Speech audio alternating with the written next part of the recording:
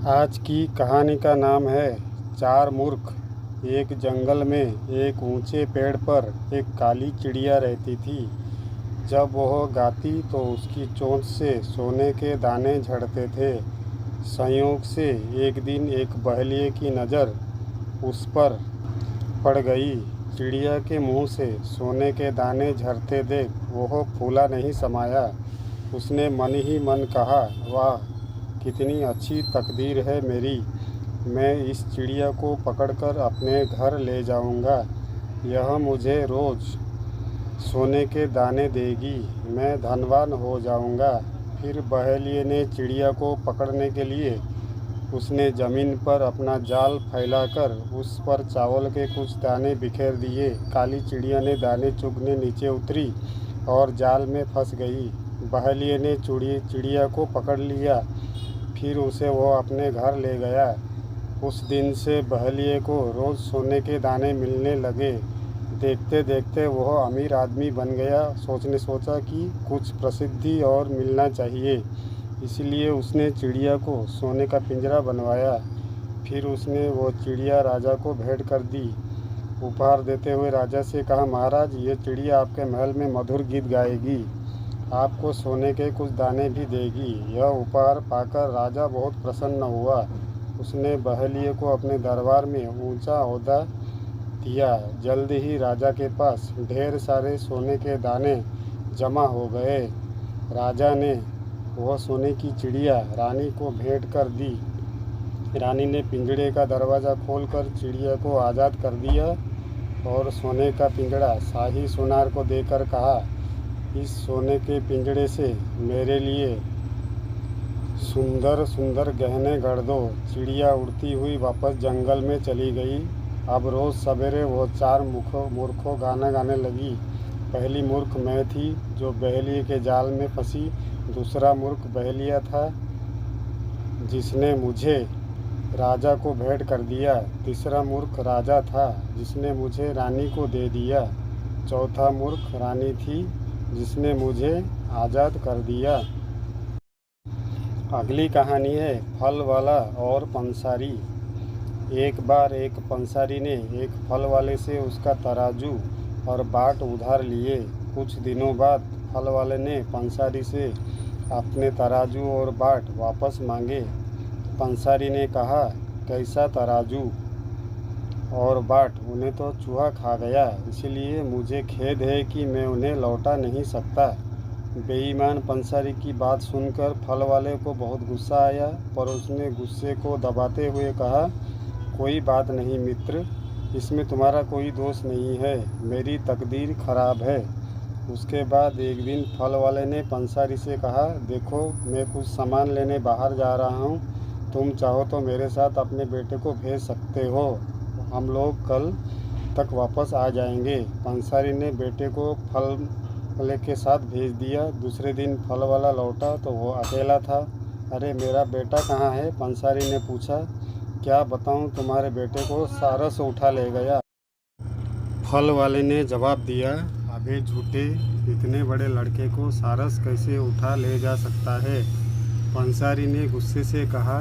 फल वाले ने जवाब दिया, उसी तरह जैसे चूहे तराजू और बाट खा सकते हैं। उसने पंसारी को अपनी भूल समझ में आई और उसने फल वाले का तराजू और बाट वापस कर दिया। वो आंसू भरी आंखों से बोला, भाई, मैंने तुम्हारे साथ छल किया, मुझे माफ़ कर दो और मेरा बेटा मुझे लौटा दो। फल वाले ने पंसारी के बेटे को उसके पिता के पास लौटा दिया।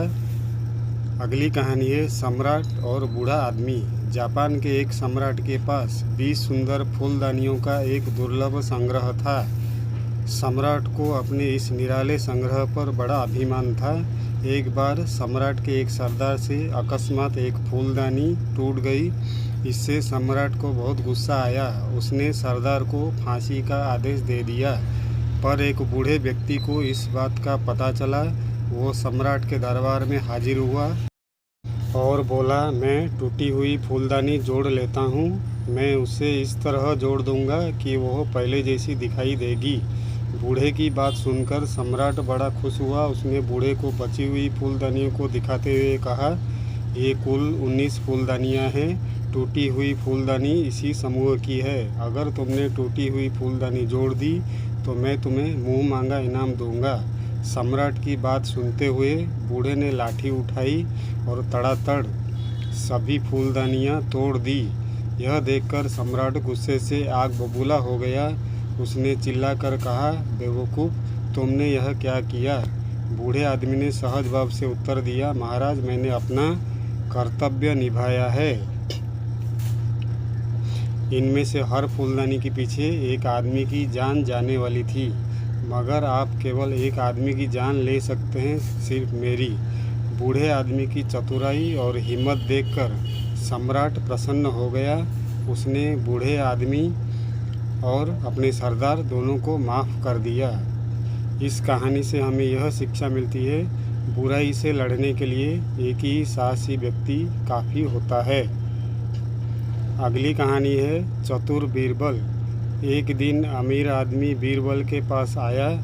उसने बीरबल से कहा, मेरे यहाँ 7 नौकर हैं, उनमें से किसी ने मोतियों से भरा मेरा बटुआ चुरा लिया है। कृपया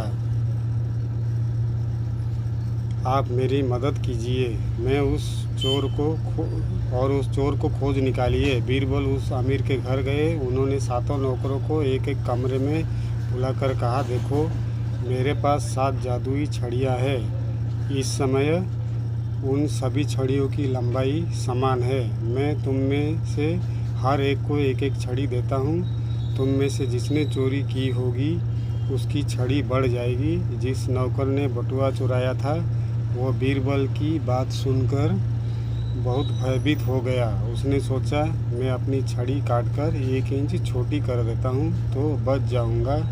अंत में उसने अपनी छड़ी काटकर 1 इंच छोटी कर दी। अगले दिन बीरबल ने एक एक कर 7 नौकरों को छड़ियाँ देखी। उनमें से एक की छड़ी 1 इंच छोटी थी। बीरबल उसकी ओर उंगली से इशारा करते हुए बोले, ये रहा चोर। यह सुनते ही उस नौकर ने अपना अपराध स्वीकार किया। उसने मोतियों से भरा बटुआ अपने मालिक को लौटा दिया। फिर उसे जेल भेज दिया गया।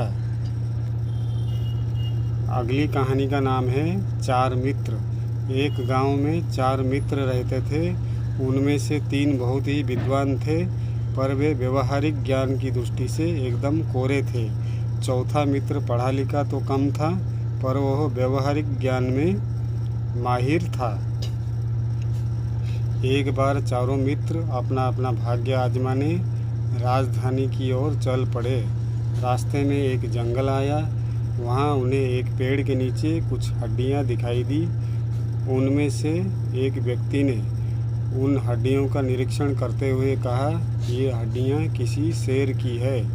इन हड्डियों को एकत्र करके मैं अपनी विद्या से मरे हुए शेर का कंकाल तैयार कर सकता हूँ। दूसरे विद्वान ने कहा, मैं अपने ज्ञान के बल से उस कंकाल पर मांस चढ़ाकर एवं रक्त से भरकर उसे खाल से ढक सकता हूँ। तीसरे विद्वान ने कहा, मैं अपनी विद्या से इस निर्जीव प्राणी को जीवित कर सकता हूँ। व्यवहारिक ज्ञान में माहिर चौथे मित्र ने अपने तीनों मित्रों की बातें सुनकर बड़ा आश्चर्य हुआ। उसने अपने विद्वान मित्रों को सावधान करते हुए कहा, मित्रों, शेर को जीवित करना खतरे से खाली नहीं होगा।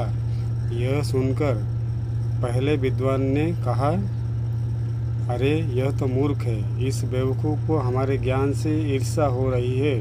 दोनों विद्वान मित्रों ने भी इसका समर्थन किया। यह देखकर वो समझदार व्यक्ति दौड़कर एक पेड़ पर चढ़ गया।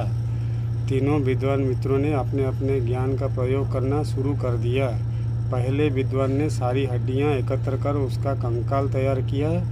दूसरे विद्वान ने कंकाल पर मांस चढ़ाकर वे रक्त से भरकर उसे खाल से ढक दिया। तीसरे ने अपनी विद्या का प्रयोग कर उस निर्जीव शेर में जान डाल दी। जान आते ही शेर दहाड़ता हुआ खड़ा हो गया और तीनों पर टूट पड़ा। तीनों विद्वान वहीं ढेर हो गए। व्यवहारिक ज्ञान एवं सूझबूझ के कारण चौथे मित्र की जान बच गई। इस कहानी से हमें यह शिक्षा मिलती है, ज्ञान का अव्यवहारिक उपयोग बड़ा खतरनाक होता है।